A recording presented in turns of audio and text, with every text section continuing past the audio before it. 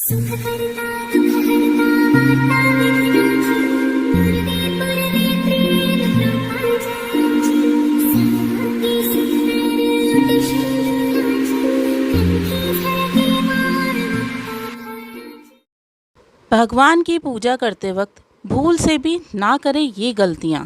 ध्यान से देख लो देवी देवताओं की पूजा करते वक्त ज़रूरी नियम।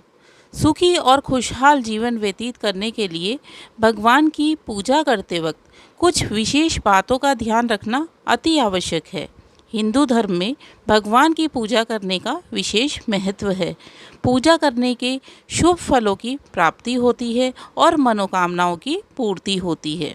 हिंदू परिवारों में भगवान की पूजा सुबह और शाम की जाती है। इससे मन को शांति और घर में पॉजिटिव एनर्जी का प्रवाह होता है। परंतु हमारे शास्त्रों में भगवान की पूजा के कुछ नियम बताए गए हैं। यदि हम इन नियमों का पालन करते हैं तो सुखी और समृद्ध जीवन व्यतीत करते हैं। आज के इस वीडियो में जानेंगे कि वो कौन से नियम हैं जिनका हमें विशेष तौर पर ध्यान रखना चाहिए। इसके लिए वीडियो को पूरा ज़रूर देखें। वीडियो आपके लिए आपके जीवन में बड़ा बदलाव लाएगा। और अभी तक आपने चैनल को सब्सक्राइब नहीं किया है तो सब्सक्राइब ज़रूर कर लें। बेल नोटिफिकेशन को ऑन करके ऑल पे क्लिक करें। भगवान की पूजा करते समय कुछ विशेष नियमों का ध्यान रखना बहुत ही ज़रूरी है, जिससे हमें हमारी पूजा का फल मिल सके। तो कौन से हैं वो नियम जानते हैं। पहला नियम है भगवान की पूजा हमेशा सही समय पर करनी चाहिए। हमारे शास्त्रों में पूजा करने के 5 समय बताए गए हैं। पहला ब्रह्म मुहूर्त में, दूसरा सूर्योदय होने के बाद 7 से 10 बजे तक, तीसरी पूजा दोपहर 12 से 1 बजे के बीच में होनी चाहिए और उसके बाद मंदिर के कपाल 4 बजे तक बंद कर देने चाहिए। फिर शाम की पूजा करनी चाहिए। 5वीं पूजा भगवान को सुलाने से पहले करनी चाहिए।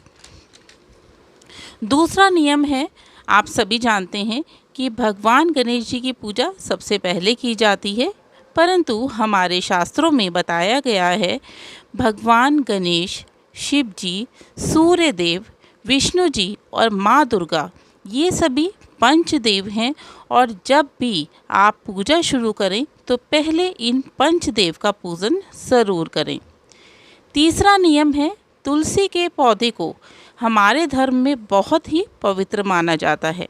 ऐसी मान्यता है कि जब भी भगवान को भोग लगाया जाता है तो उस भोग में तुलसी पत्र ज़रूर डालें, तभी भगवान आपके भोग को ग्रहण करते हैं।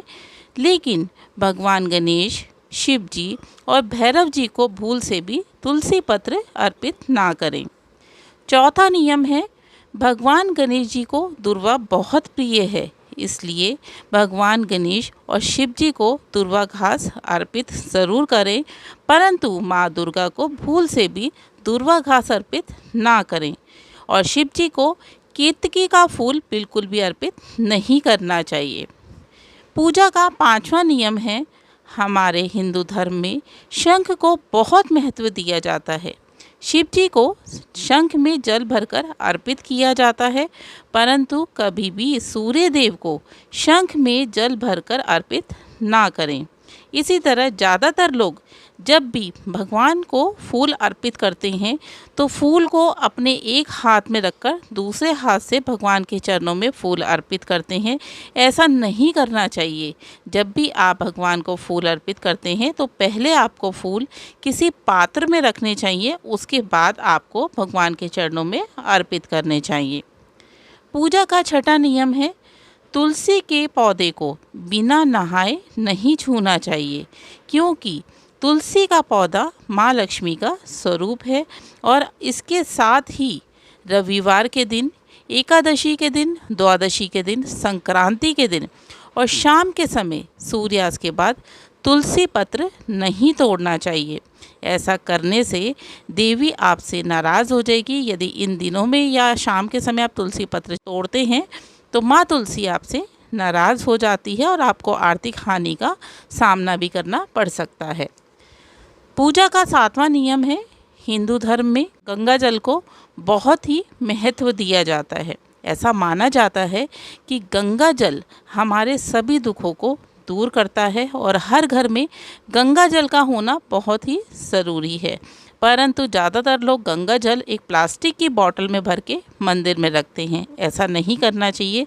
सदैव गंगा जल को आपने तांबे के पात्र में भरकर रखना चाहिए। 8वां नियम है, पूजा के दौरान आपको पूर्व मुख होकर ही पूजा करनी चाहिए। पूजा में हमेशा घी का दीपक ज़रूर जलाना चाहिए और आपको ऊन के आसन पर बैठकर पूजन करना चाहिए। पूजा के बाद आपको उसी स्थान पर खड़े होकर 3 परिक्रमा ज़रूर लगानी चाहिए। पूजा का 9वां नियम है मित्रों, क्या आप जानते हैं माँ लक्ष्मी के पूजन में कमल के फूल को आप दोबारा धोकर इस्तेमाल कर सकते हैं, वो कभी खंडित नहीं होता है। कमल का फूल आप 5 दिन तक इस्तेमाल कर सकते हैं। इसी तरह से बेलपत्र 6 महीने तक और तुलसी पत्र 12 दिन तक बासी नहीं माना जाता है। इन्हें आप गंगा जल से धोकर पूजा में दोबारा इस्तेमाल कर सकते हैं। पूजा का 10वां नियम है, आरती करने का सही तरीका। जब भी आप आरती करते हैं तो सबसे पहले भगवान के चरणों की 4 बार आरती करें, फिर भगवान की नाभि की 2 बार आरती करें, उनके मुख की 3 बार आरती करें, इसके बाद भगवान की 7 बार आरती करें। ये आरती का पूरा सही तरीका है। 11वां नियम है, आपके मंदिर में भगवान की मूर्तियाँ 1, 3, 5, 7, 9, 11 इंच तक की होनी चाहिए। इसी तरह से ही आपके घर के मंदिर में खड़े हुए गणेश जी, माँ सरस्वती और माँ लक्ष्मी की मूर्ति, स्टैचू या चित्र नहीं होना चाहिए। पूजा का 12वां नियम है, आपके घर के मंदिर में भगवान की एक ही फ़ोटो होनी चाहिए। एक भगवान की एक फ़ोटो, मूर्ति या स्टैचू कुछ भी रखिए, पर एक ही होना चाहिए, एक से ज़्यादा नहीं रखने चाहिए। मूर्तियाँ हमेशा प्राण प्रतिष्ठित करके रखें और अपने घर के मंदिर में कभी भी किसी की दी हुई मूर्ति या गिफ्ट करी हुई मूर्तियाँ नहीं रखनी चाहिए।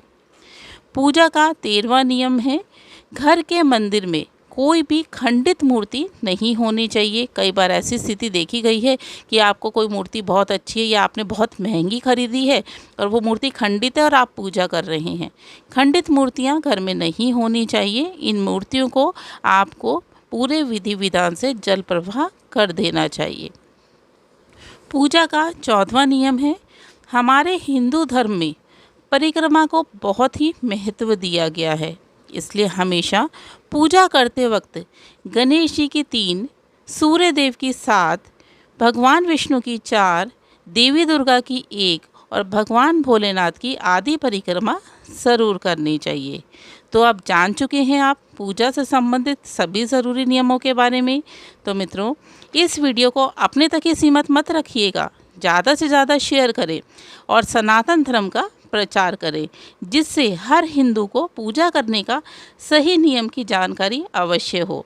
और यदि आपका कोई प्रश्न है तो कमेंट बॉक्स में लिखकर पूछ सकते हैं। जय माता दी, आपका दिन शुभ हो।